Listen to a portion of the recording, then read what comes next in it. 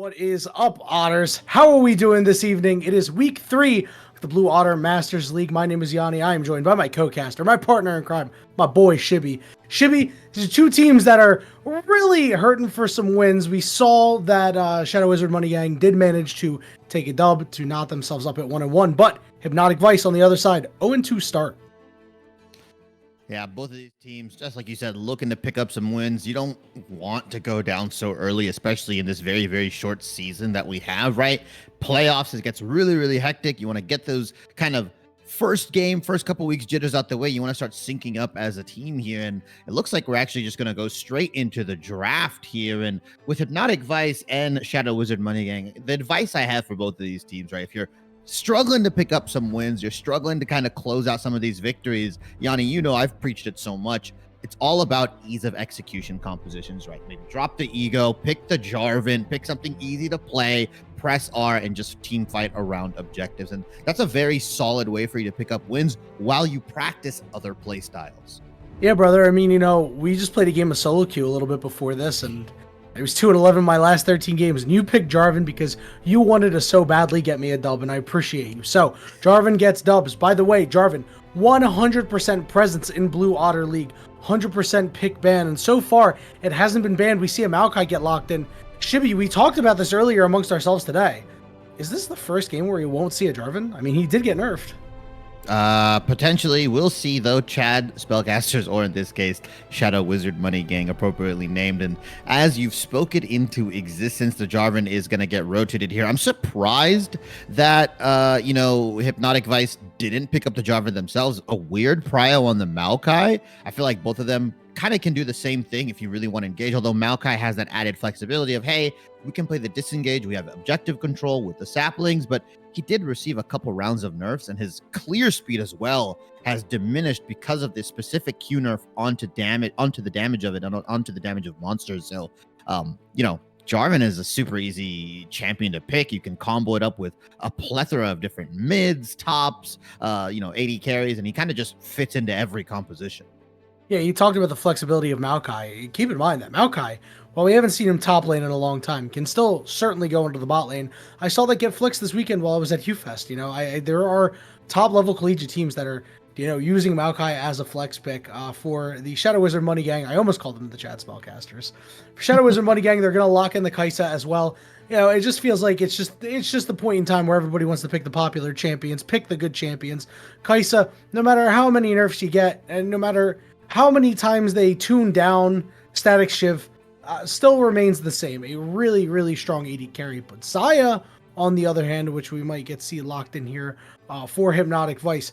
Now, this is a champion that has an incredibly high presence. It's actually the most played champion in the BOL Masters League currently.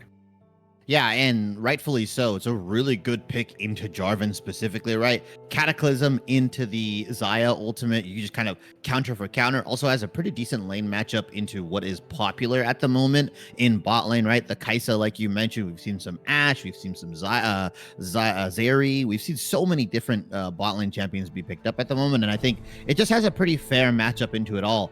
Although what I am surprised about is the fact that they decided to blind their top lane here instead of, like you said, potentially keeping that Maokai flex and not even locking the Rakan as well. They don't actually prioritize the Xayah Rakan combo that we commonly see. So I want to know if they're planning something different to kind of pair up with the Xayah, if it's much more of an enchanter, or if it's something even more hard engaged like an Alistar or Rel or Leona instead of the standard Rakan that we see with Xayah. But Shadow Wizard Money Gang instead opting in for that Olaf into what I believe is the Renton matchup, which is pretty good for him.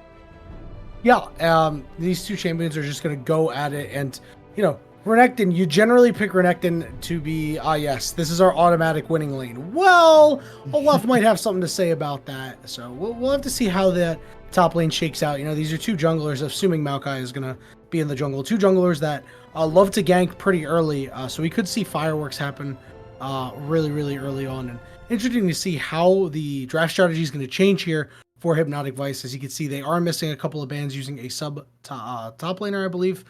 Meanwhile, on the other side, Shadow Wizard Money Gang, they clearly know what they want to go after. They're going to take out that Rakan. Pretty wise move. You just don't want to pair it up with the Xayah and just cause you a whole lot of problems.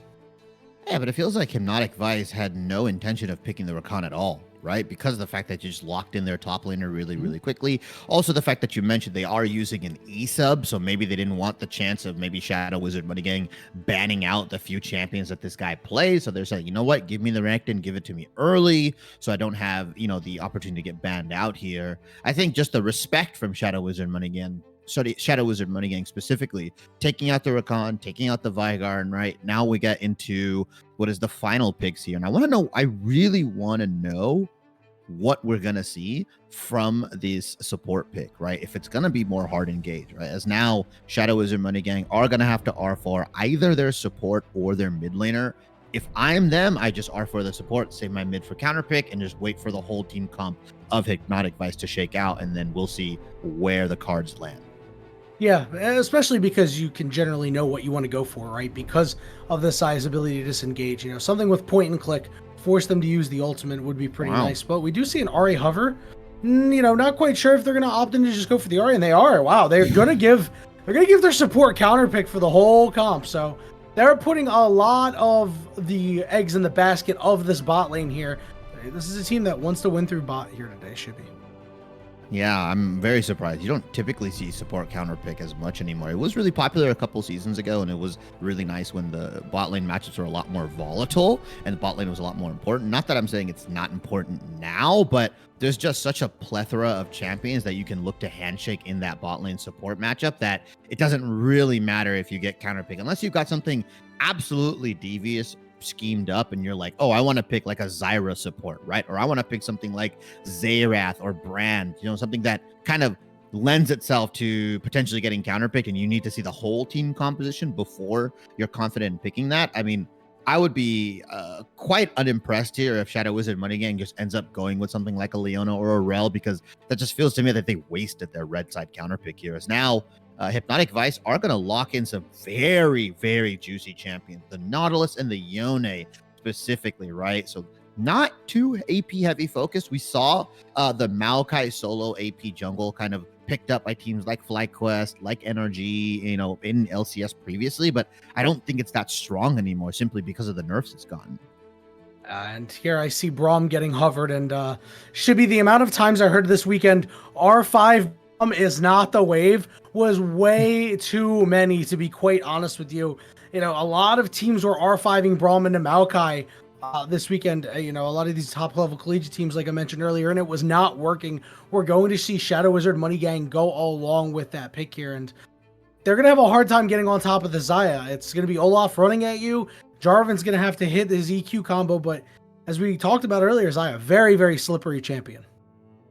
Yeah, and also if you look at it, right, you have the disengage from the Maokai, right? Realistically, the only one that can follow up is this Olaf, simply because he does get that like unCCable ultimate, right? He just runs through you. But as long as you kite it out, as long as you're smart enough, and in this case, Xayah can press the R button and just completely negate any sort of prolonged effectiveness, because for people that don't know, Olaf's ultimate did get changed quite a while ago to where if he keeps autoing you while he's in his ultimate, technically, Yanni, his ultimate can last forever, but rarely does he ever get that opportunity anymore. So I like the team comp that Hypnotic Vice have pulled out here. I get what Shadow Wizard Money Gang is going for. They're going for, I'm going to dive you guys. We have the Kai'Sa, we have the Jarvan, we have the Ahri, we have the Olaf, right? These are all press one button and go the hell in on whoever is ready to die. But you look on the side of Hypnotic Vice, they've kind of drafted themselves a little bit of everything. And I want to see how this Yone ends up itemizing, right? Because we have seen some very sneaky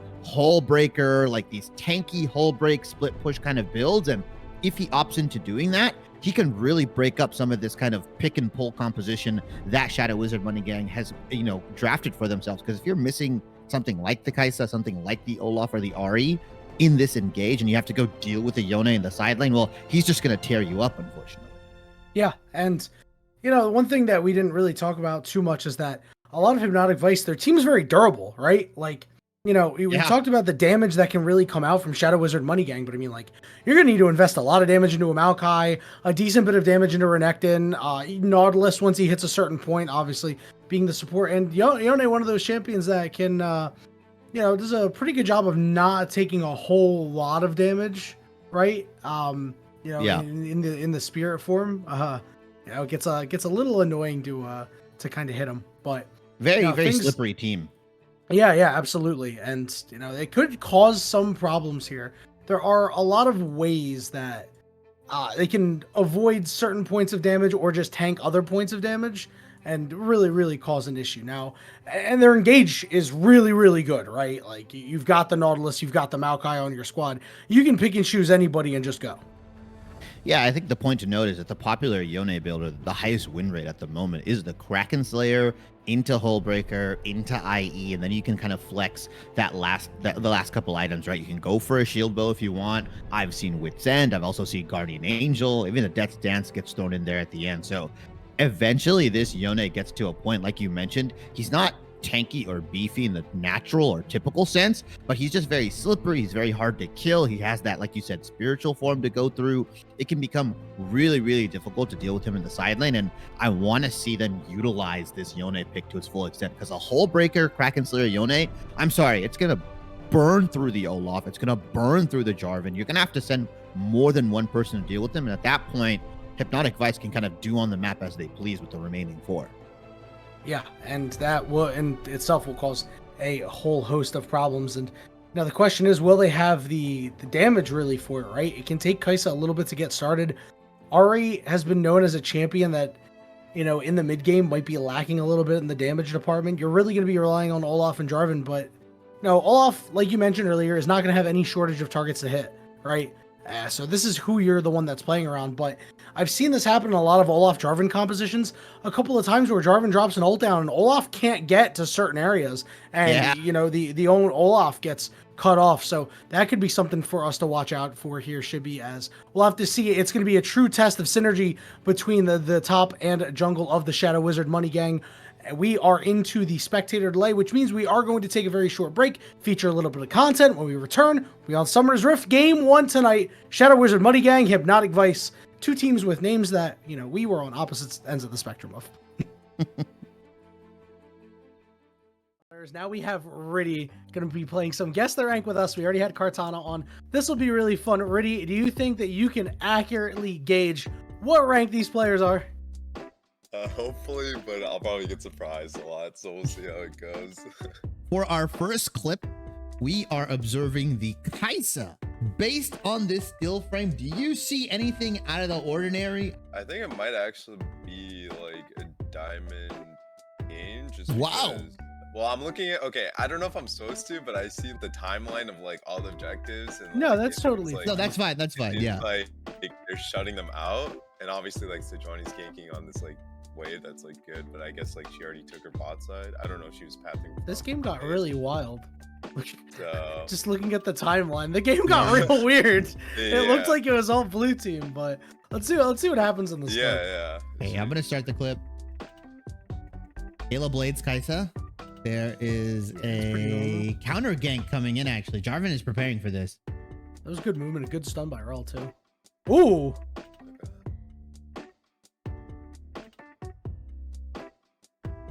Watching the Kai'Sa here, but I can't help but notice the Jarvan missing the EQ, I think is what he did. Or did he just rock you? Okay. Okay. Oh, the flash W from the Rel. Okay, this has to be above diamond. This has to be above diamond. Okay, one of the big reasons. Okay. So, what was the frame that stood out to you, Yanni? Anything in particular? What stood out to me is that Kai'Sa wasn't level 6, hit level 6 mid-fight, instantly skilled up ultimate while using abilities. So that way, it's just like they knew 100%. Like they had not only the plan in mind for when they hit level 6, but I clicked my abilities to rank them up. All right. What? Oh, no way. And you're Emerald? Yeah. Wait, you clicked? I hit diamond on lock screen. All right. Like I hit diamond on lock screen years ago. Okay. Like, wait, you still wait. So like when we're laning, when we are laning together, you are clicking your fucking abilities. Yes. It's just all kill. Like it's not even. It's so awkward for my hands. I'm 28. Do you think he had the plan to hit level 6? Once I see the ultimate out of Xayah earlier in the fight, I was like, oh, Xayah's level 6. I'm not level 6. I'm going to hit level 6 real soon. Riddy, I'm going to ask you this. How often I mean, you're a jungle player, but obviously, like, you've been in skirmishes and stuff. Are you leveling up your abilities mid-skirmish? Or Yeah, Oh yeah. 100%. Yeah. Control like Q. you're conscious, like, of everything happening. Like when you're team fighting and you get the level up, you're like, oh, I'm gonna level up this ability while I'm team Yeah, fighting. yeah. It's like a normal thing for, I guess, players, obviously Masters I mean, players. it's just That's a normal thing for me too. I just, you know. if you're like mid combo and you level up. I mean, obviously, I probably wouldn't, but like, yeah, if I have like A little bit of downtime. like, yeah, like I used to had like maybe a half a second, or not half a second, but like I think she was stunned. I think she was leveled it when she playing was for it, stunned, right? probably. Yeah, I think she was definitely playing for it. She hits, yeah, she's stunned. I think you can Yeah. level up while you're stunned. And is there any frame that pops out to you, or is it the same thing for you, Rudy, when he leveled up prior to For me, it was just like everyone's like. movement? I mean, if we're talking about this frame, like, yeah, it was definitely the Kaisa, like, just leveling up and playing that reaction time. But for you, like, did any singular like moment stand out where you're like, oh wow, like this has to be a certain level? there wasn't a certain moment. It's just like how execution was between everyone. Okay. I'm also not gonna lie, like when we were talking about the early thing, I do see Zoe, and I know there's a Zoe one trick in BOL Masters, so I'm hoping against that team. So yeah, we'll see if it is. Okay, so what are the guesses that you guys are locking in? All right, Otters. Hopefully you didn't laugh at me for clicking my my abilities to rank them up, but hopefully there's no laughing matter between these two teams and the compositions they've put together. Hypnotic Vice and Shadow Wizard Money Gang hitting the rift for game one here of this best of 3 series. If you weren't here in the draft, Hypnotic Vice is on the blue side. Shadow Wizard Money Gang is on the red side. Chibi, we talked about these compositions at length. Now, what are you expecting to see in the early goings of this game?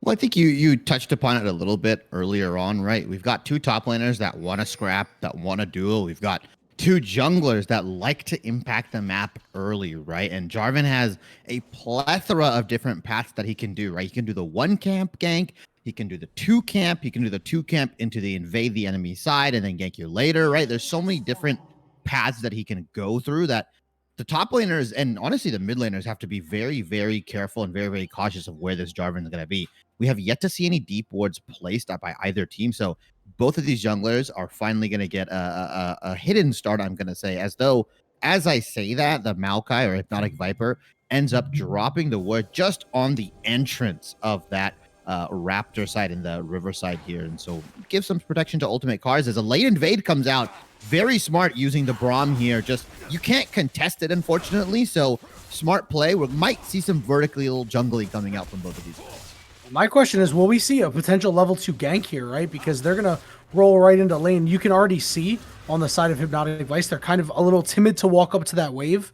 It looks like Light will just head up to the top side. And, you know, that's something that we haven't seen a whole lot of at this level, Shibby, and it really is surprising. You know, I harp on it every time I don't see it.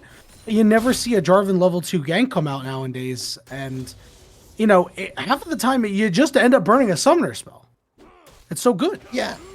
I think the thing is as well is that it used to be kind of more unexpected, right? But as more and more players and more people see the Jarvan, they understand that the level 2 gank is possible. They just know, hey, I've got to play safe for about 30 seconds. And if that Jarvan spends any more time than that hanging around my lane, he's going to lose his top side. He's going to lose priority in his jungle. So the level 2 gank, although like you said, very good and you can get a flash off, if you invest too much time as that Jarvan, you pretty much lose all credence across your jungle and you start falling behind. And the meta we're in at the moment with the jungle pets and how you need to evolve them and how you need to farm camps, it becomes very, very detrimental if you start losing a couple camps here and there consistently over time. You know what? I can't argue with that, my friend. And as you called it, there's vertical jungling happenings coming all about here. There was a world where I was hoping that Light was actually just going to cut across the mid lane and go from red to red and force the Maokai to come onto his side of the map, but not so. We're going to see Jarvan hover around the bot side here. Bot side try warded up, so Death Victim and 2916 going to be alerted of the Jarvan's presence and pick him out, and that's really going to burn a little bit of time. Sure, you had some extra time to spare to do the Scuttle Crab, but so far, everything's all chill. Yeah, I'm surprised Hypnotic Viper didn't just, as moment he saw Jarvan on that try, just start beelining it towards the Krugs here. You might end up taking it after the Scuttle Crab goes down, but instead, he's actually going to opt in to play some support side on this mid lane. But Light is here once again, a flash EQ. Yeah, and what a hook by Deft Victim to prevent the knock up there from Light. So they will burn the flash out of that Xayah, and it was a really, really good regank, just the timing on the ward expiring perfect. Yeah, I feel like even though the flash is moved away from the Xayah here, 2916, gonna have to play a little safer. It's not like Gamayesi and Mask are playing anything that can really abuse that flash, right? It's not like an Alistar or a Leona. Like, what are you gonna do? You're gonna flash Braum Q? Like, that's not even necessarily a guaranteed stun, right? This guy still has to hit you a couple more times. Like, I feel like this flash, although very nice, and you can potentially open up a regank angle if you are Jarvan here, the bot lane can't take too much use of it. Yeah, it's not something that's going to be like, oh my god, we're winning the lane, boys. It's GG's, but it's certainly something to watch out for. And you can see Maokai pathing toward the bottom side just in case he knows that it's liable for regank. Flash for flash here. The mid laner's burning both of them. Nice attempt there by Adroit Unbound. But Light being seen on the map once again, and there's nothing for him to really do on this bottom side. I thought Adroit would start the charm and do the flash, the animation cancel here, but instead I think I just saw a flash charm. Maybe just wasn't really thinking or wasn't really quick on his fingers here. Light, though, with that aggression onto this mid lane, can retake the Raptors off of respawn here. And so Light is going to have a little bit of extra camps to come back to. And unfortunately, Hypnotic Viper didn't end up taking the Krugs here. So after it's all said and done, right, after we rotate all these camps, Jarvan should have a one camp lead after everything's said and done. Yeah, well, we're going to see a hook land onto Gomiyasi, but he'll be okay. Not much mana to really fight with here, as they did not end up taking the back. And you saw 29-16 did get their back off if they got that Noon Quiver. And Def Victim a little low for it, but everything's a-okay there. And Droid Unbound, no mana, right? Have us to take the time to clear this wave. That's going to allow time for Sayless to get back into lane quickly and really set the pace in terms of tempo and have an opportunity for a first roam, as so far should be 6 minutes in. Surprising that we haven't seen a kill because, we know these players are good, but they also like to scrap.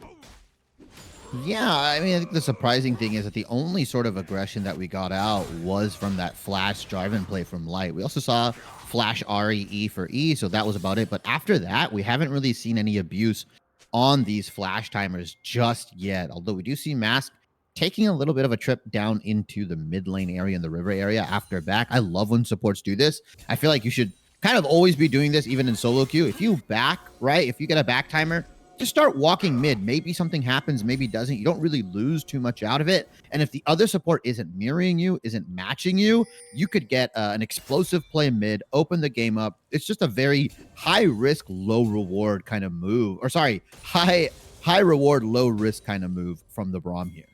Yeah, and you saw if Mask just went to the bot lane, right? Sayless and Def Victim were just going to take over the bottom side of the river, ward it up, or even gank the bot lane. So, pathing toward that mid lane, like you said, it actually ended up being a nice defensive play there.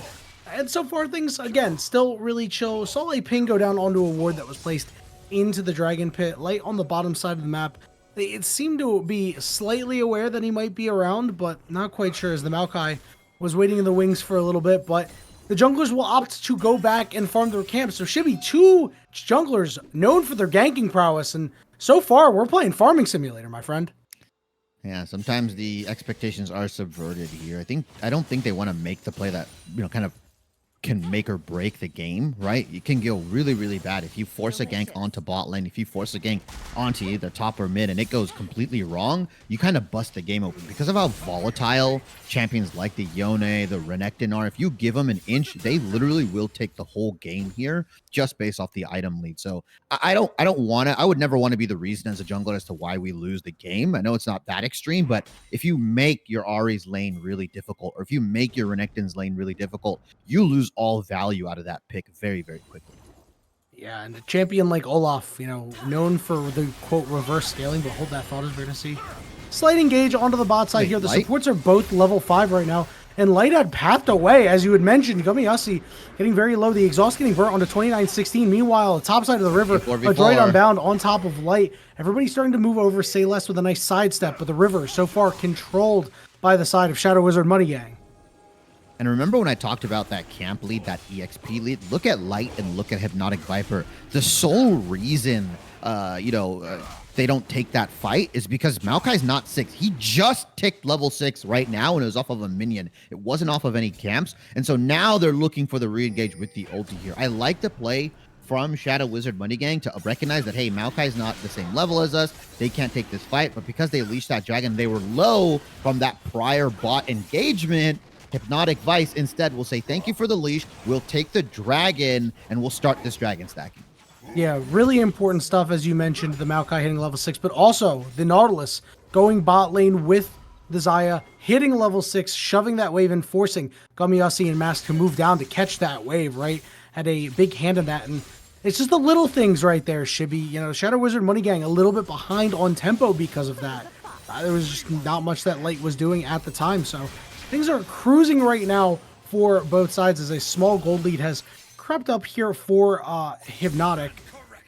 And you can see Adroit Unbound is seemingly struggling at least a little bit in this lane. Not too much mana, and while the Shadow Wizard Money Gang likes casting spells, I'm sure Adroit will be a little bit more conservative with their spell casting.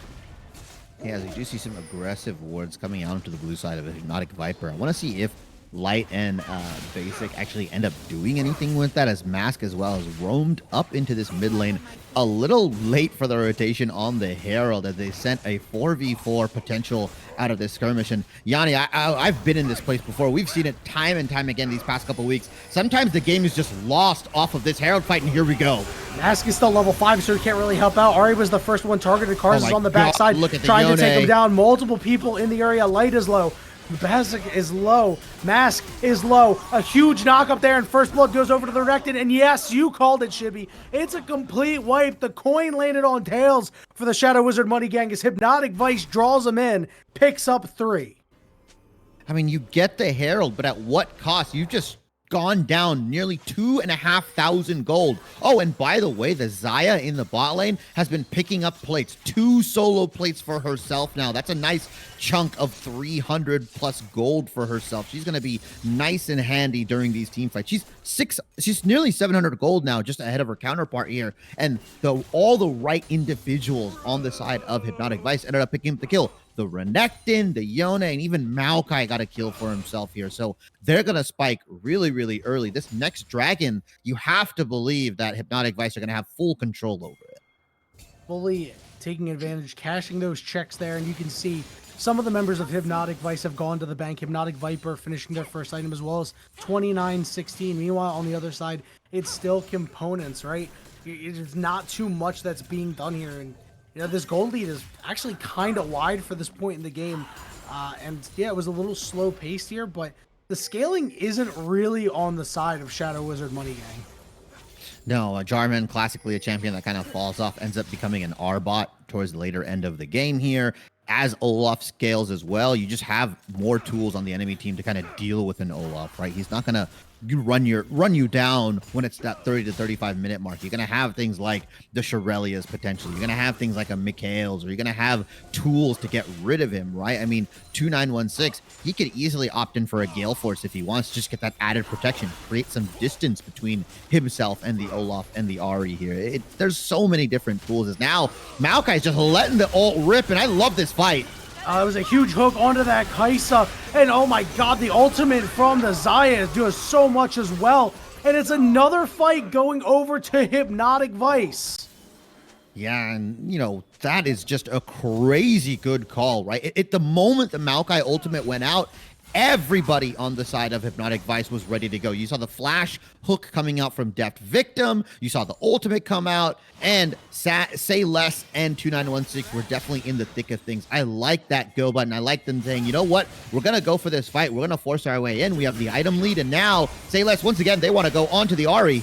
Oh, this is getting absolutely out of control. A droid Unbound is going to go right into the croc. Not if Say Less gets to them first. A third kill for this Yone. There's CS leads everywhere. Shibby, Hypnotic Vice, they've gotten Shadow Wizard Money Gang under the spell. They said you're getting very sleepy because they are sleepwalking through this game right now. Oh my God, in a matter of minutes, right? At the 9-minute mark, it was nearly dead even gold, right? Then we get the 10 minutes, the 11-minute where they start fighting towards that Herald. Okay, 2,500 gold down. That's manageable if you're Shadow Wizard Money Gang. You take another fight, trying to aggress for a red buff, and now you're down nearly 5,000 gold, and these are desperation plays coming from Shadow Wizard Money Gang, right? They're just trying to get gold onto one of their carries, onto their Kaisa, and say, you know what? Please carry us through the mess that we've made for you. Yeah, I don't know if that's going to happen. It's 5,000 gold, 14 minutes. The turret plates go down. Not too much you can do to get back right now, other than taking out some turrets. You can see items getting completed for more members. Say less. Ultimate Cars finishing the Kraken Slayer and the Gore Drinker respectively. Light getting their Gore Drinker, and you see the Kraken Slayer on Gummy which I think it is a pretty interesting choice here. It appears as though they do have enough wave clear, but you certainly expect the static shiv to come out. So we'll have to see how that works out for Gummy. I mean, they're still trying to stick to their game plan, right? This is a dive Kaisa. This isn't the poke kind of wave clear auto consistently Kaisa. This is the one that goes straight up into your face, gets the plasma off, and tries to just burst you down as quick as possible, along with the Jarvan, along with the Olaf and Ahri, right? That's the idea, at least, and I like that they're kind of still trying to stick to that identity, but they're down 5,000 gold. It's going to be really rough, because you mentioned the rest of Hypnotic Vice. They're beefy boys. You know, they're hard to kill.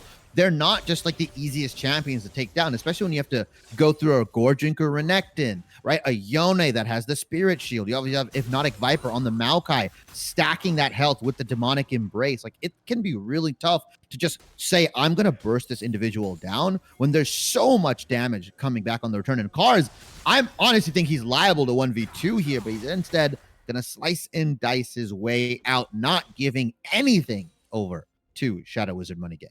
Yeah, Cars were able to evade the Jarvan police this time around. No speeding tickets here. As you know, that's just the way things have been going for the side of Shadow Wizard Money Gang, right? They've been throwing things at the wall and seeing what sticks, and so far nothing has stuck. And you know, you have to wonder that they're in danger of really letting this game just get away at this point. I mean, it's looking kind of close, but we're not quite there yet. But Shibby, these look way different. Like, it feels like these teams' records should be reversed, right? Hypnotic Vice coming into this game 0-2 on the season with Shadow Wizard Money Gang 1-1. Hypnotic Vice needs this dub, so you know, maybe it's the little bit of fire that's been lit under them, and it's showing here in game 1.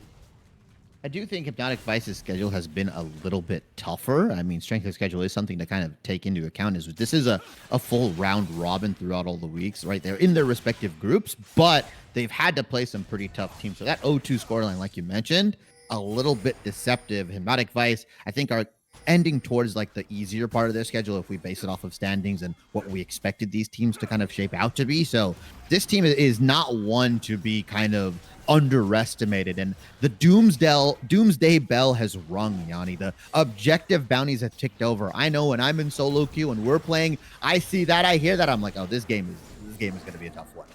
Well, really, saying that because, well, Yanni entered bot lane again, I'm sure. Unfortunately, I lost a fight because I clicked an ability or something. But Rift Herald going to the side of Hypnotic Vice this time around. Let's see what they're able to do with it. As you know, last time Mask had secured it, and I don't know where they dropped it. I really don't. They did drop it in the bot lane, okay, because it was not a noteworthy Rift Herald, right?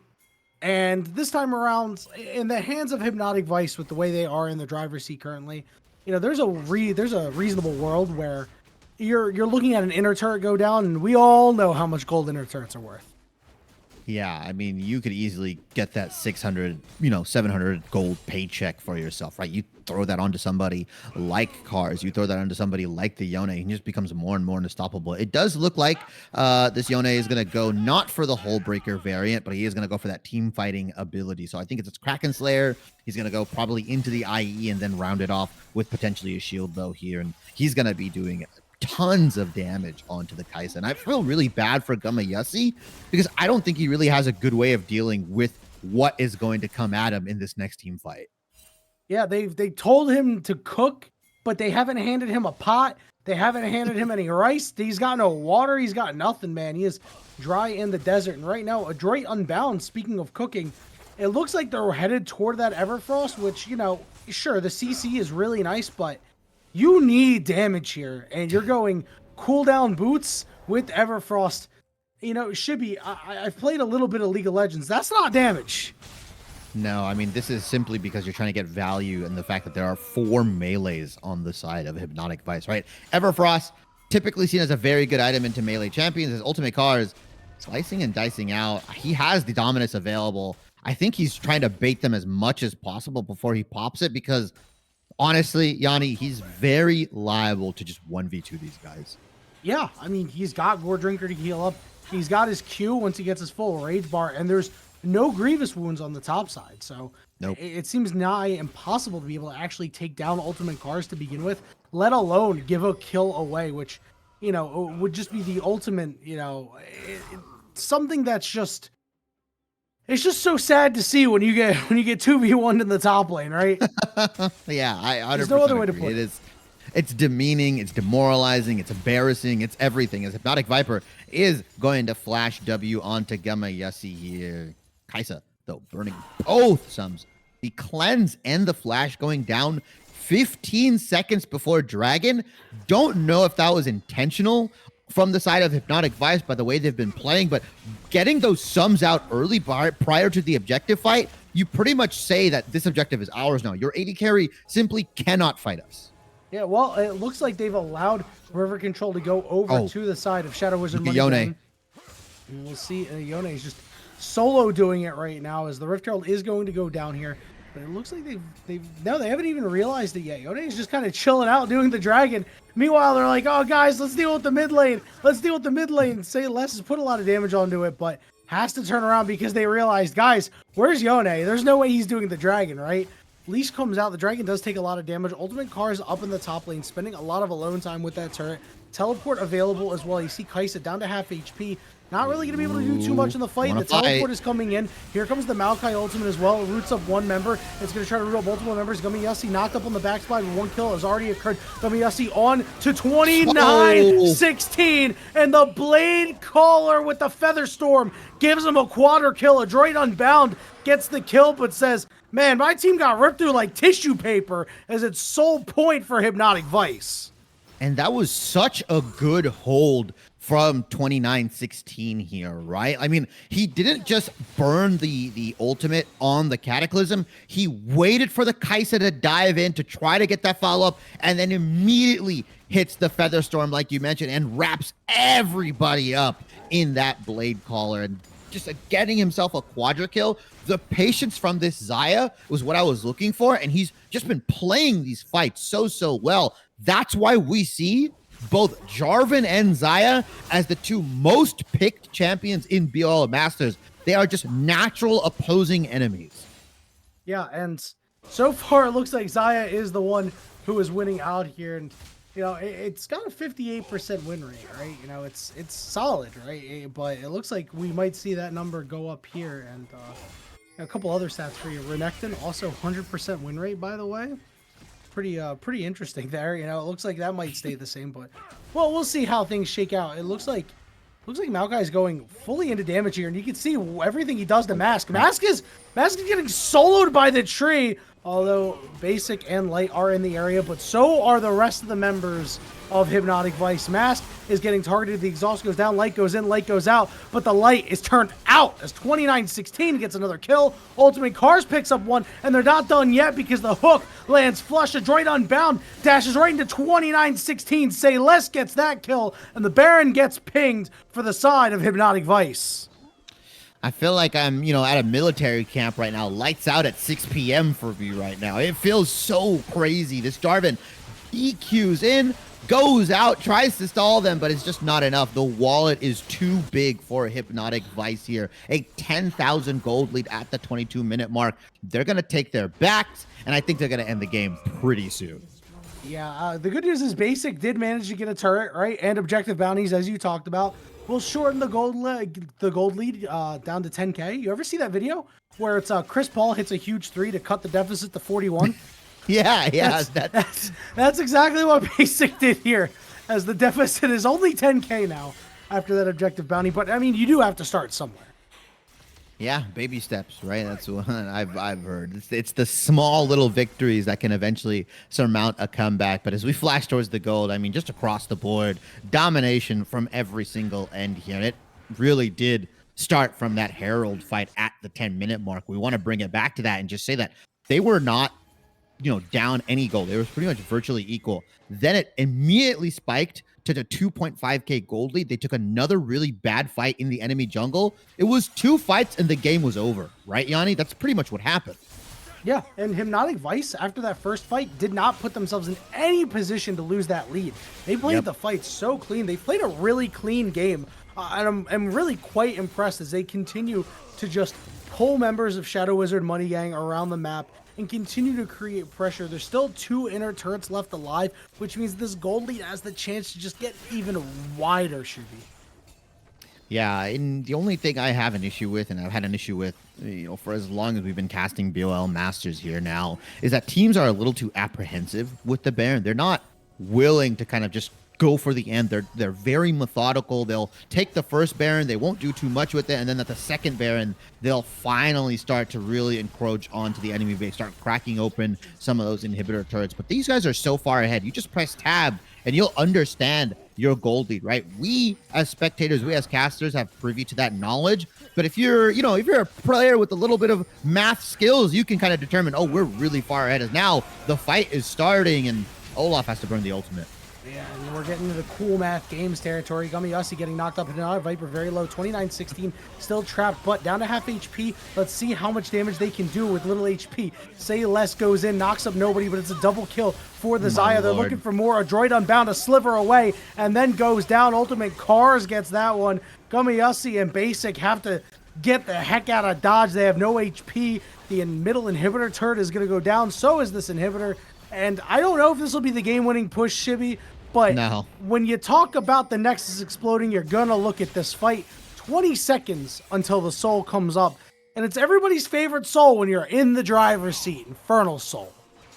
Yeah, Infernal Soul just adds a little bit of extra oomph. As Say Less also picks up 200 gold, and he actually did opt in for the Hullbreaker build, but he didn't rush into it. He went Kraken Infinity and then the Hullbreaker. Usually we'll see Kraken Hullbreaker Infinity, but because he was so far ahead, he could afford to go that huge crit item and then the Hullbreaker here. I don't even know if he really needs it, to be quite honest. I mean, he's so far ahead, he could literally build 6 rejuvenation beads and I think they would still win.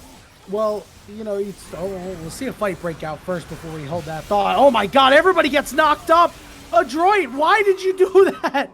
Everybody got knocked up by the Nautilus ultimate. Everybody's getting kills. That is an ace. And that's how you know the mental is boom, Shibby.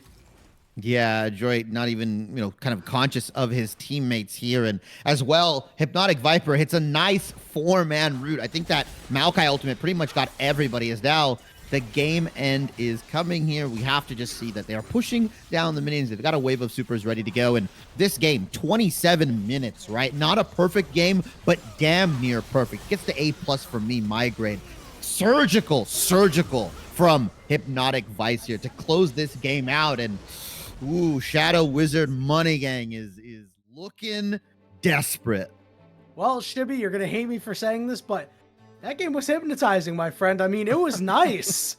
It was nice. I felt very relaxed after that, I felt like I saw the shrink and everything's all good. I mean, no, seriously, they played the game really, really well. And one point I wanted to make about the itemization of Say Less is I felt like they went Hullbreaker third. As you mentioned, some people go Hullbreaker second, but going at third means that Say Less was still in those fights and still contributing the stats from the second item, right? Because when you're team fighting with Hullbreaker, you lose out on all the stats, right? Yeah. So, deciding to wait for that to go third until you're like, all right, guys, you can stand on your own. I'm going to go over here and do my own thing. Really turned a lot of those fights.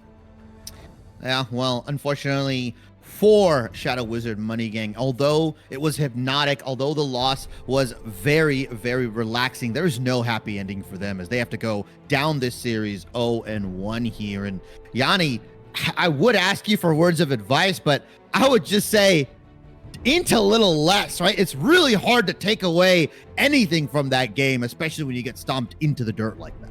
You know what, Shibby? I have advice for Shadow Wizard Money Gang. Get your money up, not your funny up. We'll see you after this break. The clip.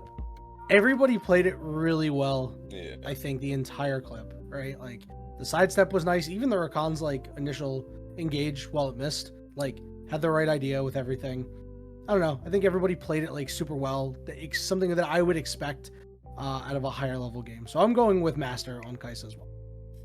I'm gonna go diamond here. This clip was submitted by Loco Kids Emerald 3. I couldn't do that. Well, I couldn't do that. Yeah, because you click your abilities. I'm a higher rank than them. Yeah, you're Emerald 2. Boy. I'm the same rank as this person. So, and really, we talked about this with Archana as well. My theory, and I've always kind of held this belief, is that a lot of players have the mechanics. The things that separates them is the macro and like what to do. Macro, Do you yeah. believe that or no? Yeah, I think a lot of people have like decent mechanics, like lower ranks. It's just macro, I think, is like a really big part where like it will take you far. So yeah, I agree. Are you surprised that it's Emerald 3 at all, or is it like now that I mean, at least it's just a rank below Diamond, but you never know. The Kai'Sa definitely had really good mechanics, so I'll give him that. Oh, well, you got the If it was really... like gold or below, like oh yeah, then I would be I would have been like, okay, like I also Alright. would like to say, Oh god. I don't think I've ever seen like a Jarvan below Diamond like ever just like hover there. All right, for our second clip, like I said, Riddy, you're blessed with the 80 carries today. We are watching the Samira in this mega washed out clip. I don't even. That doesn't even look like a champion. This clip is wild. That's the starting frame. I'm gonna start this clip. I think we can get a lot more. Like this. Oh this yeah, clip is oh yeah. really Yeah, I don't know anything. I mean, I see Somebody's guys, got double buffs up but, there, by the yeah. way, at the very top of the screen. bad. Yeah, something. This looks has like a double stomp. buffs. This looks like a stomp when your jungler is the same level as the 80 carry. Okay, I am going to start the clip. Nice. Sorry, that's a whiff. Okay, Oh, this is Mordekaiser. bad. This is bad.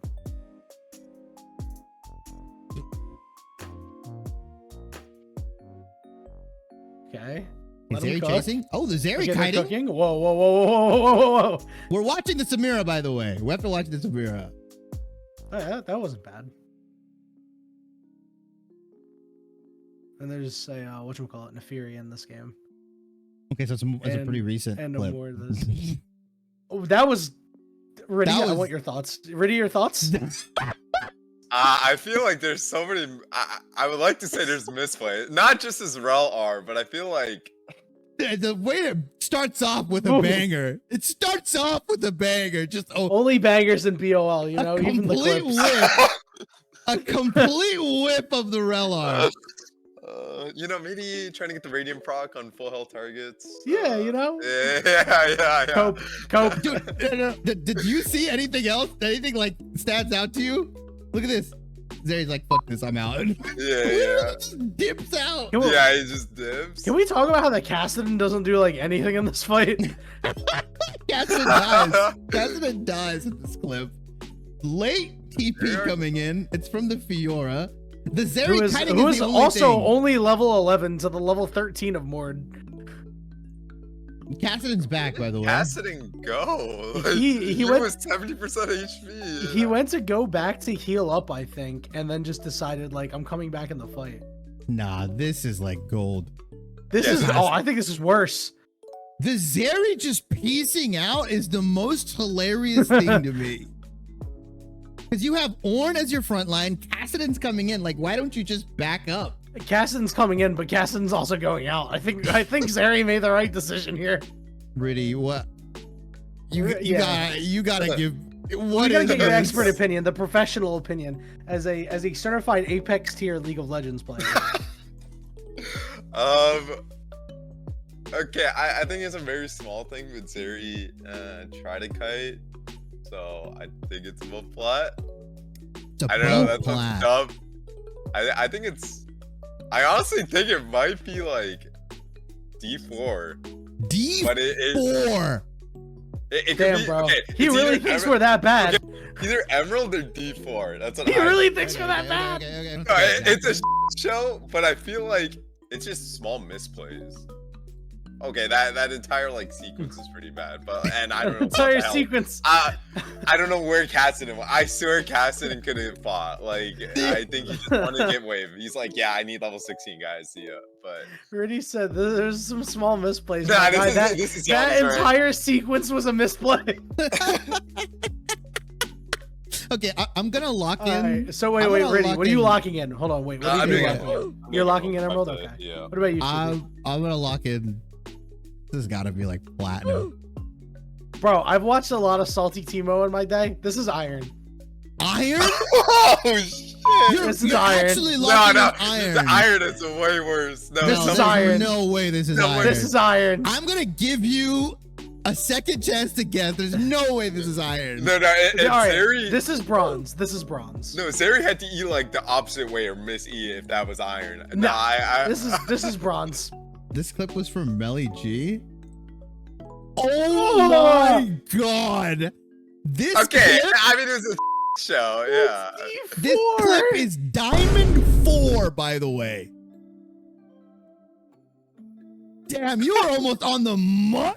You're on the money, Rudy. You actually got the exact rank. This You didn't- is why he's the expert. You didn't just get the tier. You went. This is D4, by the way. Now take me through why you think it was D4. Like what is Diamond 4 in this? I mean, initially, like, okay, this might sound super dumb, and again, like, I think it's just like Zeri trying to kite, but it is what it is. Like, the casting definitely threw me off, but it just like, I don't know, everything was just like. Otters, we have returned with Shadow Wizard Money Gang versus Hypnotic Vice, as the teams have now swapped sides. And Shibby, your favorite, a trauma ban has come out. The Maokai is off the board here. That's my term. I gotta coin that. If I hear anybody using that, trademark it, reference me. Am I allowed to use it? Yeah. You're allowed to use it because I Yes. think I coined it with you I'm the in. first time we used it. It is a trauma ban, right? And that's exactly what happened here. It's a ban from the previous game where the team feels like Two? that was the problem, and there's Two. two of them. Oh, we're getting to therapy territory here right now. It's We're the getting Maokai- into hypnotherapy territory, my friend. hypnotherapy. There you go. The Maokai and the Zaya both banned out here, but I don't think those were necessarily the issues. I think the issue is that Shadow Wizard Money Gang just didn't really understand their win conditions. They started a very errant Rift Herald at the 10-minute mark, went down 2.5 thousand gold, and then decided, hey, we're gonna invade your red buff without any wards, without any vision. We have no clue where the rest of the team is. And then they took another bad fight here. A Shadow Wizard Money Gang. They're going to stick to that Jarvan. I agree with that play. I don't hate it as they ban the Zaya out here. But there are a couple other champions, specifically in the 80 carry position, that can tango with the Jarvan, correct? There's a couple, but really, oh my god, it's Jarvan. Shibby. I'm shocked that you haven't talked about how surprising of a pick that this Jarvan is. I mean, it's only been picked or banned in every game in the Blue Otter League, right? Yeah, only every game here. But I think one of the 80 carries that I think really does well into the Jarvan is that Ezreal. Yeah, you lose some of that lane presence, but man, if that is not the slipperiest champion to kind of, get to, I don't think there's anything else here. You can go something a little bit more safer. You can play something kind of a little bit wacky with the zigs if you want, right? If you want to use that satchel charge and kind of try to get away here. But I think Ezreal, a champion that I feel is always underappreciated and underloved, but I don't think I've ever seen a situation in the 80 carry meta where Ezreal is considered bad, right? Like there are other 80 carries that are considered very, very bad, but I feel like Ezreal specifically is just always a pretty decent pick. You know what, Shibby? I'm gonna put on my color cap actually for a minute here. I've had a lot of conversations with a lot of high level 80 carries, and a lot of them say that Ezreal is not good into Jarvan. And here's why. It sounds good, right? So what happens when you E Jarvan's EQ combo? What happens? All right, yeah, generally, you will just Arcane Shift away. But most of the time, no. What happens? What happens after you Arcane Shift away? Yeah. Then he'll follow up with a Flash Cataclysm or something like that. He doesn't even need to flash. He doesn't even need to flash. You're still in range. You're getting cataclysmed on, and then you're losing your flash. You're a million miles away from anything else to hit. It's a bait pick. I used to always pick Ezreal and the Jarvan, but you know what? It is challenger players have told me this is a bait pick. So you know, I have to say I disagree with Ezreal being a good pick here, but there are some options. But let's talk about what we do have available. Xin Zhao or Renekton. We're seeing a different look here out of Hypnotic Vice. This looks far more aggressive. Obviously, the Renekton is the same look, but seeing a Xin Zhao instead of a Maokai, this is something that you're really interested in dealing damage on the early part of the game. Yeah, and Xin Zhao, another one of those champions that has benefited from the Spear of Shojin, Gore Drinker kind of combo that we've seen, right? Eventually, he'll go into something like the Frozen Heart, like the Spirit Visage, and just become this really unstoppable fighter. I'm surprised that Shadow Wizard Money Gang self-counterpecked themselves in the top lane. Renekton absolutely curb stomp set into the dust, right? Any sort of value that you would get, that enraged stun, right, from Renekton, guys, it immediately cuts the shield away. So if you see that set that he's charging up that W, he gets that massive shield, you can insta-click the stun and it'll just dissipate everything that set wants to do. I'm very surprised Shadow Wizard Money Gang is opting in for this matchup. If this set is going into the top lane, it can get flexed into the support role, although that's been a very, very long time since we've seen that. And now we see the Silas locked in as well for Hypnotic Vice here. One of the champions that has a plethora of ultimates to choose from. The Nico, the Jarvan, the Set, so many good ultimates, and has a pretty solid matchup into most mid laners. He really just wants to aggressively trade with you. I expect him to take something like the Corrupting Potion and just burn out your utility and burn out some of your, healing health pots if this Nico ends up taking Doran's plus health pot, and then he'll just TP back in and be able to aggressively trade with you again because of the healing that he has from Kingslayer. But we're getting into the bans, Yanni, and more AD carries taken away. Shadow Wizard Money Gang, they might actually just force Hypnotic Vice onto Ezreal because that might be the only AD carry left. Yeah, at this point, it's looking like it. I mean, you're looking at Chip, Penny, and Use Napkin as your options for AD carries here. And, the Ezreal is even hovered and taken away. So you can't even play that at this point, my friend. Man, this is just the anti-AD carry game. That's 1, 2, 3, 4, 5, 6 AD carries off the board in Kog'Maw. One of the ones that was gaining a lot of popularity. I hate to harken back to, my experience at a, collegiate, LAN event, but there were multiple games of Kog'Maw. We will see the Sivir get locked in, and I really like it. It works really well with the rest of the team, Shibby. Yeah, it's not meant to pick. It's not meant to be picked to survive the Jarvan. It's saying, you know what, guys? Go run free, my kittens, as they're gonna run into Shadow Wizard Money Gang with that ultimate, right, coming out from Sivir. Increases the movement speed, and that's all you want. If you're something like a Xin Zhao or Renekton and you're chasing down champions like a Jarvan, like a Zeri that is potentially being hovered here, move speed. That's the name of the game. I want to see a support that can build Shurelya's. I want them to go full index into this utility move speed bot lane just to empower the rest of the team. You know what I want to see here, Shibby? I want to see Shadow Wizard Money Gang pick up Nautilus to take it away from Hypnotic Vice, and then them go, haha, you can't lock down our Zeri, and then Hypnotic Vice go, support Vi. Remember, support Vi was a thing for a very short time earlier this year, and they go with a really good option here. Renata Glass, very, very good. There is concern, though. Shadow Wizard Money Gang not really caring about the fact that there is a Silas on the other team with that Renata pick. Yeah, I mean, it's definitely interesting to see, a lot of ultimates coming out from Shadow Wizard Money Gang here. And this Renata pick is a preemptive counter pick, right? It's to say, hey, you know what? I know we have an advantageous matchup into the Nautilus, but just go full Enchanter. Just play the Lulu, play the Karma. Oh, please lock that in. Yes. Okay. We get the Bard, who has recently received some buffs on the latest patch.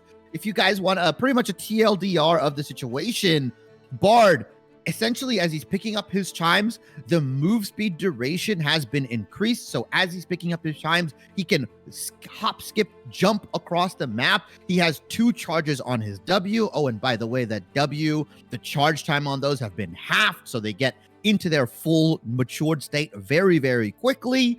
They also heal a little bit more, I believe. And the fact that he just does a little bit more damage with the meeps, there's so much going on for Bard at the moment. And he's one of those characters that you can quite literally leave the lane at level 2 and be at top lane for a counter gank within a matter of seconds.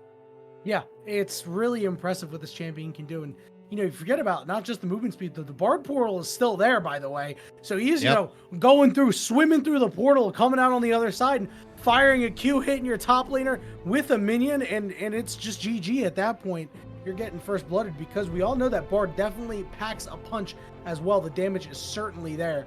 So we'll have to see how that one shakes out, Shibby, because we all know that sometimes Bards, they go a little, they party a little too much, right? And they leave their bot laner alone. But their bot laner is a champion with not only a spell shield, but really, really good wave clear. So if there's any champion that you can leave alone, it's Sivir. Yeah, and just to get a little bit more technical here, the passive on Bard specifically, the maximum amount of chime stacks used to be 5, so you can only get 5, and that's as many as you can kind of stack for the move speed duration.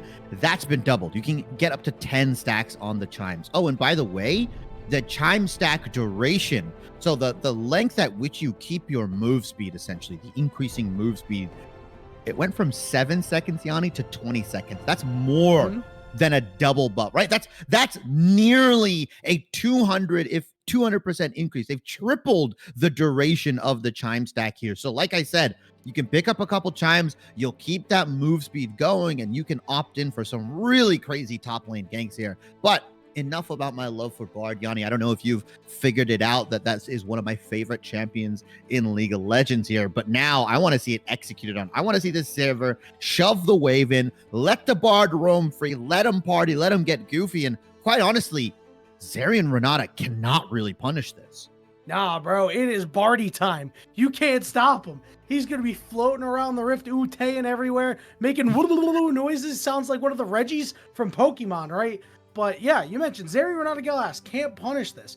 So the roaming from Renata Glass is going to have to be really important. And there's a problem with that, because if Renata walks up to the mid lane, right, and just, you know, whistling around, having a good time, and runs into a Xin Zhao, you are dead. You are not tanky. You cannot deal with that. If you run into a Silas, you are dead. If you run into a Renekton, you are dead. And we saw Mask roaming as well as support on the other side. The roams were really, really good in the last game, and I expect that both of them are going to end up roaming as well. Obviously, the Bard we kind of knew, but this Renata move around a lot, and this could be a case where you see a lot of deaths on this Renata Glass, and that's the point of the game where things just kind of get away from them.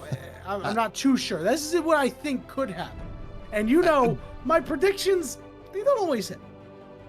Great points across the board, Yanni, but I'm still just impressed that you did a perfect ute. Like, you just know the Bard noises off the back of your head. I don't know what kind of nightmarish D-Day scenarios you've been in the bot lane. I know there are a lot of people that don't like laning with Bard because you're actually just not laning with the support in solo queue. So shout out, you know, shout out one of my good friends and fellow caster, Thousand Eyes, for her Bard play.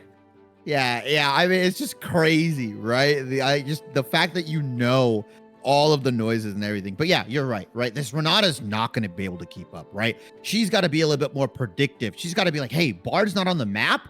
Let me take it back. Let me not try to match where he's is. Let me try to match where he's going to be, right? Let me get into that top lane before he can get there. Let me try to anticipate what's going to happen here. It's kind of like jungle tracking, except it's Bard tracking here. But looking at the teams kind of compositionally across the board, Shadow Wizard Money Gang have provided themselves a pretty easy team of execution, right? They've got R button on the Jarvan. They got the R button on the Nico, right? They've got really cool and interesting ways to engage fights if this Nico decides to kind of hide as a minion or hide as a raptor or whatever they want to hide as. They can really get some crazy engages off, not fast enough for the other team to react here, right? You look on the side of Hypnotic Vice, They're going back to the Renekton. They're going back to some of these more aggressive kind of top sides here with the Yone instead now with the Sylas, and also swapping out the Maokai for something like the Xin Zhao here provides them a lot of nice 2v2 power. And I feel like if you're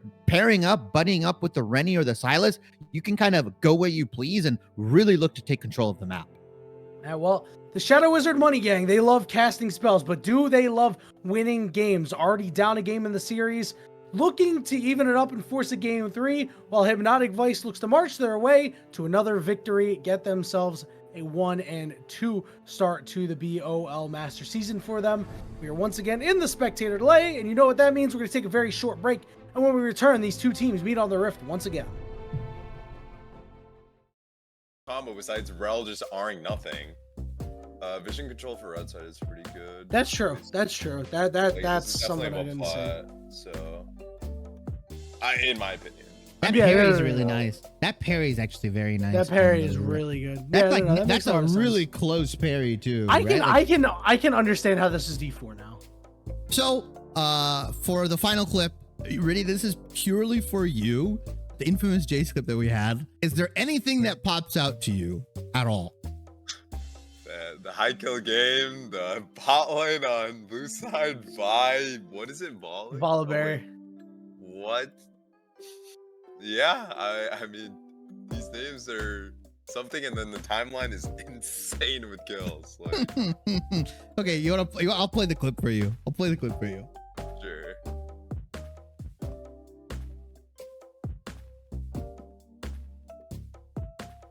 Anything that stands out to you? Like anything at all? Nothing So right far? now. No, Jason's just going ham, bro. Did Jace just W key, quote unquote, obviously the equivalent, just W keying in, right? Bonk. Like,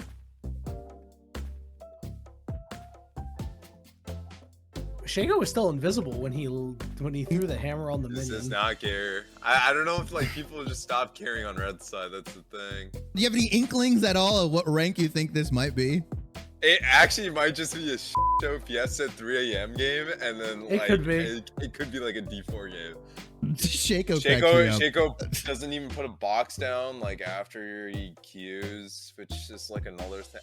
Again, like they could just be like mental boomed, but I'm just worried it might be like a lot higher than it should be, or if it's like actually a low rank. You've guessed the ranks pretty damn well so far, but this is the clip. It's just a funny clip that we wanted to make sure, like both Dude, there's you and no Car. way it's an iron clip, right? Like there's no way. I think I'll just go Emerald. Like I think it's just a 3 a.m. Emerald game. I wouldn't think be that's a surprised safe if it's pick. bronze. 3 a.m. I Emerald game. I think Okay. that's a safe pick. I've been in plenty of those 3 a.m. like it games. can be a bronze game. I definitely can see it. But like again, like I can see like it can be a late night game, and like my bot lane wants to like lock in some dumb shit. So yeah, we'll see what it is. Player is bronze 1. The average game rank is silver 3. Okay. I mean, I wouldn't be surprised. It's just like, I mean, it's a high kill game. Like, if I didn't overthink it, it definitely would be below gold. The thing that threw Cartana off when he was talking about it, he said like Kaisa. the Kaisa mechanics, just the mechanics in general, like he was like, oh, like this is actually like not bad. You were the first one to actually point out the Shaco not putting the box down. I just think it's just like a jungle thing. I don't play ADC. Yeah, Like, you I look mean, for I everybody play- looks for different things. Like, Yeah, Cartana yeah. plays AD. I just saw Shaco, like, he literally just found IQ. All right, Otters, game 2 of this best of 3. It could be the last game, but not if the Shadow Wizard Money Gang has anything to say about it, as they are taking on Hypnotic Vice. Teams have swapped sides. Hypnotic Vice this time on the red side, while Shadow Wizard Money Gang on the blue side. Shibby, in the first game, we had some expectations, right? And then the late invade happened, and all those expectations went to hell. There was some vertical jungling. There was a little bit of a gank attempt, but then a really slow pace for a long time. Do you expect to see the same things out of this game that we did in game 1? I would hope not, right? I would hope that both of these teams, you know, regardless of a win or regardless of a loss, right, in the previous match, that they kind of stick to their guns, right? It feels like Shadow Wizard Money Gang and Hypnotic Vice play a very similar style, right? Aggressive junglers, right? volatile top laners, right? You play for the mid. It feels like both of their bot lanes are kind of set on these islands per se, and they're just kind of allowed to exist. You farm it out, and whoever's the best of them, you get the best of them. That's about it. Here, as we do see some shenanigans with the Nico, disguising themselves as the Zeri. So I would hope that these guys get a little bit more aggressive and kind of stick to their guns that we typically would see. I feel like Light got a couple ganks off early and then kind of subdued himself a little. He's like, well, I burned a flash here. I burned a flash mid. And now I'm not going to do anything for the rest of the game. I'm just going to farm and wait till Cataclysm. And I don't want to see that from this Jarvan. I want to see them keep up that pace and keep up that tempo of the gank-heavy style. Because quite honestly, when they went for that team fight, when they felt like, they were confident on the side of Shadow Widows and Money Gang, they got completely blown away simply because their champions aren't designed to farm and scale up. They're more designed to affect the game early and get really big item leads and spike earlier than the enemy team. Yeah, and this time around, it's a little bit different. We all know that Jarvan is kind of a create-your-own gank-based champion. However, there is a lot of help this time around, right? The Nico in the mid lane can land a root, and the top lane basic can, pull in the Sernectin. And even in the bottom lane, a well-placed handshake can get the job done. The problem is, it's the same thing on the other side. Hypnotic Viper, while you don't really have the knock-up until after you land a couple of auto attacks, there's a stun on the Renekton, there's the Abscond Abduct out of the Silas, and in the bot lane there is that Bard Q. And Shibby, as a Bard enjoyer yourself, you know that Bard Q can stun you up at some really, really strange angles. Oh, it's such a wonky spell, right? Because you can hit a minion and the way it depends on pathing, whether it paths to another minion or a champion, it's so crazy. You can get some really interesting stuns here, and I suspect that we will see some today as we get some stuns on this Bard here. But also, I think what a lot of people don't understand as well is that when Bard hits level 6, that's a free pick machine every couple minutes, right? You just throw the ulti out onto something like the Zeri, onto potentially like the Nico, and if they get hit by that ultimate, everybody's going to be fiending, foaming at the mouth on the side of Hypnotic Vice to pick up that kill. It's a free stun, quite literally. Yeah, and you can really make some things happen with it. But we also have seen that the Bardal can kind of work against you sometimes. I have seen plenty of competitive Bardals that look like PayPal Bardals, we'll call them. Yeah, the wrong moment, the wrong time. You try to save your team. Instead, you lock them up for another couple seconds. Yeah, the idea is that I get it. All bars, that what they're trying to do is, I'm trying to save you guys. I'm trying to save the team. Actually, inadvertently, what you're doing is you're keeping your team in place longer so that the enemy cooldowns can rotate back up. And what will happen is the Bard ult will come out, and then the enemy cooldowns will recycle, and then they'll just hit you with another barrage of spells here. So you got to be very, very confident. You got to be, quite weary of when and where you're placing this Bard ultimate. I personally like to see it used way more aggressively. I think the defensive Bard ultimates don't give you as much value as when you're using it to kind of either pick off the AD carry, pick off the mid laner, and quite potentially can win the game sometimes. The jungle pathing is getting very interesting now. You can see Hypnotic Viper is on the Krogs and Gummy. They saw Xin Zhao. Yeah, they saw him, spotted him out, and now Xin Zhao getting kind of low. Bard is here in the area to just try to dissuade anything from happening. You see Jarvan on the top side here, commencing a gank onto this Renekton, but a good slice and dice dodging out on the flag and drag means that these junglers not able to really get anything done, Shibby. Yeah, Ultimate Cars, once again, just really good at dodging out these Jarvan ganks. It's so sad because you really only have that flag and drag, and as long as somebody has a dash available to them, they can just sidestep it pretty instantly. As basic, though, with that gank, we'll stack up a nice meaty wave here, and you saw Ultimate Cars unfortunately played that trade super bad, right? Didn't have the empowered W, didn't have the ability to get rid of that shield, ate pretty much a raw haymaker. And, all said and done, even though Light didn't get like a flash or a kill off of it, it allowed Basic to kind of maneuver this lane a little bit better. Yeah, and what's really interesting here is that was a huge wave that crashed, Shibby. Light and Basic could have gone for a dive, but now the Renekton is going to be able to get the back off, is going to come back at full HP, and Jarvan's just going to have to sit up here and take Krugs, and Xin Zhao, seeing that the chickens are taken away, is not going to investigate. It's going to head to the bottom side as Say Less has to flash away from the Pot Blossom. But yeah, it's the little things that you and I see a lot. We cast a lot of high-level players, and these are high-level players. But in competitive, the difference between a master player and like a grandmaster player, we could have seen a dive up there. 100%. And I'm surprised that Say Less decided to flash that ultimate in the mid lane. It felt like Nico just did not have enough damage to follow up, even if he did get hit by the Plot Blossom. So a very high value ultimate coming out from Nico to get the flash away from Silas. Silas has a very hard time, getting in and closing the gap, right? He only, like you said, has that stand-up stun here with the chains. But if he misses that, if he whiffs it, he doesn't really have a way to kind of get into the fight unless he's stolen an ultimate like the set, like the Jarvan here. So, and also, it's a nice thing to get the flash out from the Silas, especially if he ends up stealing Pop Blossom and tries to flash Pop Blossom. So, really smart play from Adroit, having a much better game than he did in game one so far. Yeah, and I think a lot of that does have to do with, Silas into the range champion means that, you have a little bit of an easier time. We did see Adroit lose out on CS in the matchup when they were ranged, so this time around, it's a little bit harder on Silas as compared to Yone. So definitely something to watch out for. In terms of CS, there's not too many differences here. Bottom lane, but top lane is the big one, as you can see. Basic taking a lot of damage and not able to actually defend against Ultimate Cars and the solo Bolo First Blood.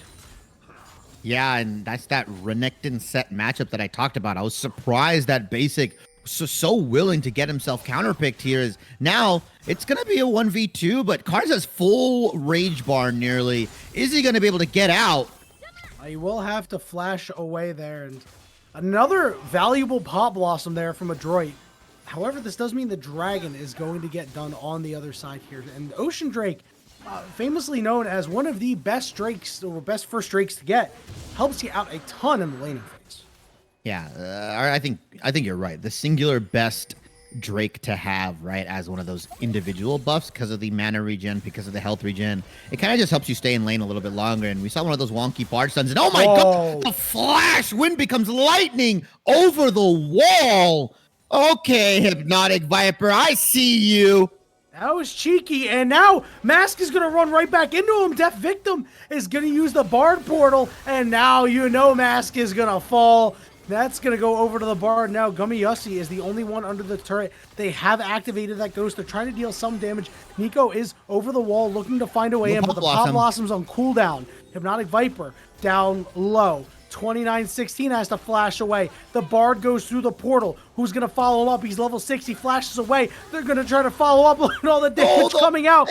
But Hypnotic Viper is the one to fall. Bard's got no mana left. Gummy Yussi picks up two. Ooh, Gamayasi stays in the pocket, stays in the thick of it because Adroit Unbound, even without the Pop Blossom from the Nico ultimate, as ultimate cars. Wait a minute, I'm going to have to hold that thought as potentially he might be dead here. He's going to slice and dice out. He's going to slice and dice out. He's completely fine. But yeah, just Adroit Unbound on that roam was able to get Gamayasi a couple kills here. And then game one, where Gamayasi looked across the map and said, "What are you guys doing? You're making the game harder for me." Gets gifted 2 kills off the back of Adroit Unbound's effort. Yeah, now you're going to have to be the one to do something with it, right? And the best part is, Light able to take that Rift Herald too. Don't forget about that. We saw the first Herald from the side of Shadow Wizard Money Gang. Not exactly what you were looking for, but the second one, much more opportunity to make hay. You can see up in the top lane, they're going to try to make something happen. Dominus is going to get popped, but he's still under the turret. He's taking a tough bunch of turret shots, and Jarvan is going to be the one to get the kill. Not sure if Basic was going to survive or not, but you'll take it all the same. Clear the wave. A good candidate for a potential Herald if you want, but Hypnotic Viper's up there to answer. Yeah, that was a really nice flash ultimate coming out from the set here. Ults him back into the tower, keeps him just engaged just a little bit longer, and forces him to take a bunch of tower hits. Wait, Hypnotic Viper, I don't know if you necessarily win this. No, you have the ultimate. He got punched to death. Shippy, they punched him to death. And they quite literally jumped him with 4 hands. That's exactly what happened. There was no fancy moves, no crazy ability. It was a good old-fashioned brawl coming out from a Hypnotic Viper and Light and Basic. And unfortunately, 2 heads and 4 fists are better than 1 head and 2 fists. I felt like I was watching some anime there, the way I saw those punches and thought, oh, no. Like they beat my man's down. And Hypnotic Viper, you should have noticed when he was 3 levels behind Basic that might not be the fight you want. And now the top lane punching duo dual gore drinkers. Now, they've got their mythics done first. Huge power spike. Yeah, and this Bard pick just not doing what I would expect it to do, right? Not doing what we expected it to. We created all this hype. We created all these possible scenarios that Death Victim could get into. I haven't seen this guy in any other lane. I think he's been primarily bot lane for the remainder of this game, and it's been crazy, right? Yeah, he bought Boots of Swiftness just to run faster to the bot lane and the charms around the bot lane, apparently. As, it's not really what you want. We'll see if this Bard is able to make an impact, though, as the game progresses, as the scaling goes either way here. I'm really waiting for Say Less to pop off. And the stronger that Gummy-Yussi gets, remember, no cleanse on Gummy-Yussi, which means when that Renata ult gets taken, it's going to be bad news. And you can see, oh, it's bad news for Adroit Unbound, the stolen ultimate from Say Less, and a little bit of help from his friends. Are these guys tuned in? Are they listening to the stream? Because I literally quite just said, hey, Death Victim, Bard, you got to get some roams in. You got to unlock yourself out of bot lane. And he said, say less, right? He said, say less. I'm going to help out, say less. And they went mid lane with the portal with Jin Zhao here. And they just got a really quick kill onto Adroit Unbound. Yeah, it was a big kill, right? And Adroit Unbound is probably going to teleport back here. And they are. And this was a real big confidence builder for Say Less here, because this is the champion. I was just talking about it. You know, Silas is pretty scary. And now already has a kill under his belt as well, has a CS lead. This is exactly what we were seeing happen in game 1, replaying here in game 2. Yeah, 29-16 though might get dove right now. There are 3 members strong from Shadow Wizard Money Gang as Bard. Don't go in that bush, Bard. Bard, no! Oh, is he going to get help from Hypnotic Viper, though? That's the question. Not quite. He's a light victim here, and it looks like Jin Zhao is just going to have to run away here. The Ghost got popped from Gummy-Yussi. The Dragon is the target here for the side of Shadow Wizard Money Gang, and they're looking much better than they were here in game 1, Shibby. Yeah, they're looking a lot more decisive, and they're looking a lot more aggressive, right? I love the way that Light is just playing around these lanes and saying, you know what? I am going to spam gank. I'm not just going to farm my way to an easy victory. I'm going to impact the lanes. I'm going to hide in bushes. I'm going to abuse timings here. Now, Say Less flashes up towards his jungler, maybe looking to bait something out, but good patience from Shadow Wizard Money Gang here. And we're going to see if that patience pays off here as a fight breaks out. He used the Jarvan ultimate, trapped him in with the Droid Unbound's Pop Blossom. The Droid Unbound got taken down to half HP. Doesn't have the damage quite yet, Shibby. So you can see they're low basic in the area, but Renekton comes down to help them out as well. The matching Gore Drinkers doing work here. And now Light is the next target, and Say Less is going to clean that one up. A big shutdown, and Basic's in a lot of trouble. Can he get to the blast plant is the question. Cars getting taken away, but the abscond abduct over the wall. The damage is going to come out for sure. The healing is not quite there, and they are going to dive. The ultimate used, but Say Less finds a 3rd kill, and now the Silas is getting unchained. But Adroit Unbound may certainly be bound in a second here. Abscond, where's the abduct? Nailed it. Say Less picks up a 3rd kill, Shibby. In a matter of seconds, Say Less goes from 1-0 to 4-0, and you've spoken it into existence, Yanni. Go leave, go play the lottery, do something else, because you've got the gift of tongues right now. Say Less, 4-0 on the Silas. You said he's gonna get scary. If he picks up some kills, well, he said, damn well, I might as well do it. Yeah, picked up that Everfrost, picked up the stopwatch, going from Say Less to Say More in a minute, because they will be a problem. Now, Light could find themselves a problem here, as they do want to try to do something about this Rift Herald, but it is going to go over to Hypnotic. Very similar to Game 1, in which the Rift Heralds have now exchanged hands, and we'll see if Hypnotic can once again make the 2nd Rift Herald count for more. Yeah, Hypnotic Vice picking up that Rift Herald. You give them an inch, they will take a mile. It was very, very interesting to see Light go back to his blue buff after that skirmish, and they immediately saw the pings coming out. His ultimate cars has no clue that the Jarvan's in here. Dominus not available. Yeah, no slice, no dice, but does flash out of the Cataclysm. They will take a lot of damage, but they will be able to walk it off here. And Hypnotic Viper coming around the side here. There's a lot of full HP bars. You mentioned the Dominus. Not up, but it could be up soon. Oh. Nice ultimate there, knocking him back to ultimate Cars, but Cars has to wait a little bit longer. Say Less is moving up. Basic got knocked up. Here's the slice. The ultimate taking ultimate Cars out of there, but it's only to save Light as Say Less gets kill number 5, Shibby. They're just going wild. It's unstoppable. Yeah, this Silas is looking scary right now. And 29-16 here, along with the Bard Death Victim. They're imposing their will onto this bot lane. I know something happened because the summoner spells have been burned. HP bars were pretty low here. What I can infer is that 29 shenanigans. Death Victim. Yeah, Bard shenanigans. Bard shenanigans happened, and the Bard side won right now. Say Jordan Less. Bound. Say What are Less. you doing? Say Less is just I don't know, man. He's doing some stuff to him right now. He's just out here having fun, balling. 6-0. It is completely falling apart for the Shadow Wizard Money Gang. They have no money. They've gone broke, Shibby. Yeah, and it was even, right? They were even ahead about 1,000 gold at one point. And then that one fight, once again, for Shadow Wizard Money Gang just started this chain reaction of horrible decisions. And now, Say Less is 6-0 on this Silas.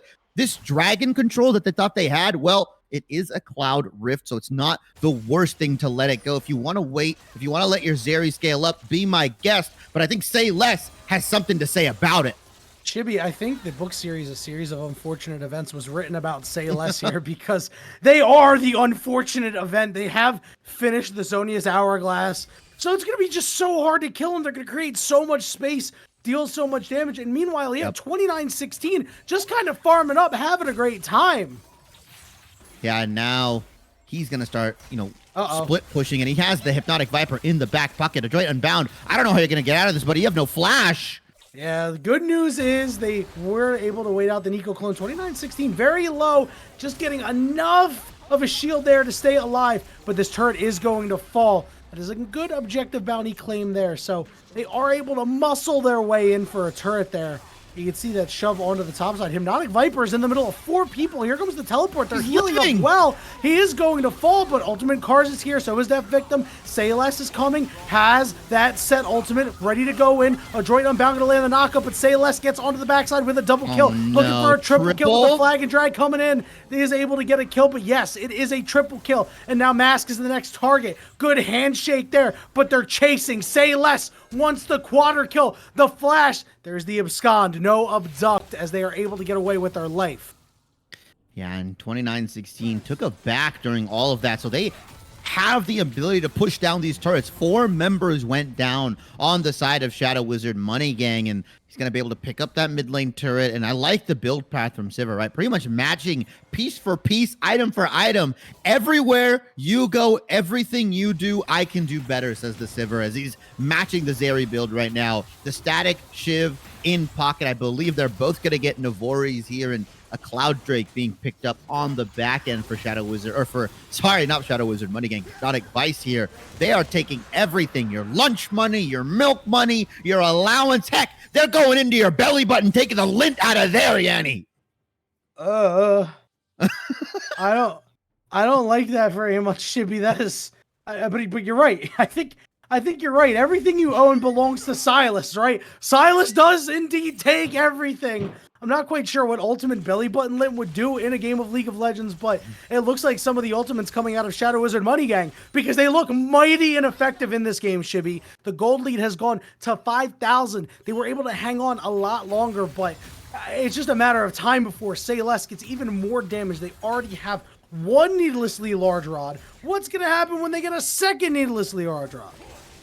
I don't know. It's just gonna That's the answer. It's gonna get to be honest. needlessly larger, right? That's what's gonna happen. Unfortunately, we know what happens when you get 2 needlessly large rods. It becomes the magical death cap of death here, right? It becomes insane. Rabadon's death cap's gonna be built by this Silas. He's gonna start one-shotting your AD carry. He's gonna one-shot your mid lane. He might be able to one-shot your Jarvan here at this point, who has yet to build any MR. And this game was so close until Say Less decided to just turn the afterburners on and said, you know what? I'm going to put the team on my back. 9-0. Is there any hope for the Shadow Wizard Money Gang here? What sort of spells can they cast? Well, maybe a mind control out of Renata Glass here. Now, the only problem is that it doesn't burn abilities. Like, it's not like Say Less is going to start casting spells on his own team or anything like that. Yeah, it is. Just, you know, he's going to auto attack. I mean, he doesn't do a lot of damage on auto attacks. You know, it's not going to solve the problem that they are dealing with right now. And, you know, we have that kind of fear coming in, right? Is that it just almost makes them so much better. So you see that an errant bar ult there. Ultimate Cars is going to go into the Dominus, and now through the wall. Hey, at least the Bard Portal's good. Everybody's gone berserk, but it don't matter. Look at all the damage, though. There could be potential to turn this around, but Adroit Unbound doesn't have all the damage quite yet, as they will be able to find a double kill. That was the best you were going to get if you were Shadow Wizard Money Gang, but guess what? Say Less is still healthy as hell. Yeah, I mean, a 3-for-4 overall when you're down nearly 7,000 gold, like you said, best result possible, but you still don't win the fight. I think that was a fully charged haymaker that went into the back line of Hypnotic Vice here, and it still wasn't enough. 3 members got caught with the Pop Blossom. It still wasn't nearly enough here, and look, everybody got caught by the Renata ultimate too, and it wasn't enough. Yeah, I don't know if Hypnotic Vice can take another fight like that. I mean, that was a very, very reckless fight from them, but I mean, they were feeling themselves, and they did definitely get the mid lane turret out of that, and it looks like they will get a consolation prize on the side of Shadow Wizard Money Gang. That's a nice little chunk of change going over to the Zeri. They're going to need to do that about, let me count, 1, 2, 5,000 more times. Certainly a lot more, but you do see a recall coming out of Say Less here. They have finished that Rabadon's death cap, as you mentioned. This could be a Baron angle because they do have a man advantage here, and it looks like they are just going to rip it. The ward's going to go down. They're going to spot it out, clear it out. This Baron is going to start to get low. We see on the bot side, it's Set, who does have teleport available. Teleport coming in from Say Less. Has ultimates to take. Well, let's see what they get. The Bard is going to catch so many of them. Let's see which ultimate they take. No ultimates that are needed there as they take down the Nico. The next target is the Jarvan. And the Set is just trying to pull him out, but it's not really going to matter, man. You do some damage, but you don't deal enough to deal with Say Less. Thanks for the leash on the Baron, as they're going to scoop this one up. 12 kills for Silas. Firmly in the driver's seat are Hypnotic Vice. I thought Gromp was going to... I thought for a second. Gromp was getting a little angry there. Yeah, Gromp was like, hey, yo, I heard your HP bar is low. Let me tap that real quick, because unfortunately, Gamayasi does have to recall away from the Gromp here, and we saw the leash come in, and that was their best bet from Shadow Wizard Money Gang, right? They got the kill onto cars. They see, you know what? We have a 5v4 advantage. I use that word very lightly. We have the man up on these guys. Let's just let the Baron rip. If we get it, we get it. If we don't, we don't. I respect the play, because if they did end up getting the Baron, it would have stalled the game out just a little bit longer. And it would have allowed Gamayasi to scale up to a point where he can maybe potentially carry fights. But they lose the Baron, they lose so many members, and now you look at Hypnotic Vice, they can quite literally do whatever they want. Yeah, they have the Silas. Silas has the key. That's how he was able to break out of the shackles. The Dragon going to get started up here. They're going to put themselves on soul point, but Chibi, it doesn't really matter at this point, man. There's so many options that they can do. There's a bot lane inner turret that they can still take, get a bunch of gold, and then it's just on them to crack the base. And they don't have a whole lot of range to hit the turrets, but they can certainly clear those waves. Yeah, I mean, they don't need the range, right? They can quite literally walk up and say, you know what? We're just going to use our melee champions. We're going to walk up to the turret, and if you dare contest us, Silas is going to go on to you. And you saw what happened. Adroit Unbound, he really wants to protect this, but it's not possible. Now you have Ultimate Cars and Death Victim in the mid lane. Ultimate Cars, yeah, that's maybe the target you can kill, but he's got Dominus. He's got everything popped. I think he wants to go in. Yeah, he is Dominusing on the other side of the wall, but is anybody able to help him out? He got the Set ultimate there for Say Less. He is going to be able to go over the wall. The stun out there is pretty huge. The health bars are a little low, but you're going to chase 40 or Uh-oh, 29-16 is caught. Oh, what a but Bard what a ultimate. Bard ultimate to stop the Pop Blossom. SALS is trying to pop off, but he gets pulled out, but he manages to close out on multiple kills. Anyway, a double kill, a droid unbound, the last one walking away. The wave is coming in, and Chibi, this could be the game. Oh, this just might be it here. The redemption comes in with the healing. It's a near ace. Death timers are 30 seconds long. You've got a joint unbound, but he's been shackled up. The shoe's on the other foot, and Say Less says, you know what? I'm going to hit you with the 15-0-5 kill score. Put the team on my back. Shadow Wizard, Money Gang, they love casting spells. Well, they're going straight to bed, Yanni. Say Less had one more thing to say, Chibi. 2 letters. And you know him well. GG, baby. 15-0-5. A fantastic performance. One of the greatest, and you know, they played good around him. One of the greatest single game performances I've ever seen in any BOL league. Yeah, just an absolute monster performance. I mean, that's the carry pants. He put the carry pants on, he put the backpack on, he put the inflatable vest, he put the weights on himself. He tried everything, and he took his whole team. He had the floaties, the helmet, he had the ankle weights, he's got everything ready to go. I mean, just look at it across the board, right? Ultimate Cars, definitely the benefactor of that 3, 3, and 13. But just look, he's 15-0-5. Out of what I'm looking at is 6, 9, 20, 25 kills, or 24 kills, sorry, for Hypnotic Vice here. He was a part of 20 of them, right? He had nearly 90% kill participation here, with 15 of them going his way. He solo carried this team, right? When it was kind of looking a little bit bleak, when Shadow Wizard Money Gang was able to get some ganks off that were up nearly 2,000 gold. One fight was all it took, and that's where Say Less decided to take over. And man, what a performance. I'm telling you, strength of schedule is so important. Hypnotic Vice, they end up getting their first win of BOL Masters here, and it's against what we thought would be a pretty strong team. Yeah, and I just, all the credit in the world to Say Less. And yeah, you could see the pieces are there for the side of Shadow Wizard Money Gang, right? Like, Gomiyasi had a really good game despite the loss, right? You know, lane went pretty okay. They got a couple of kills here and there, but you know, the scoreline doesn't reflect that, like, other than that time that they got solo killed, like, people were trying to at least get Say Less out of the fight, but I mean, you know, a droid unbound had a small advantage in the mid lane and just wasn't able to make anything actionable off of it. And then once Say Less got ahead, it just fell apart from there, Chibi. A really strong performance from the side of Hypnotic Vice. And now 1 and 2. So still a little bit of work to do in the abbreviated season that we have here as we continue to march on the road to playoff.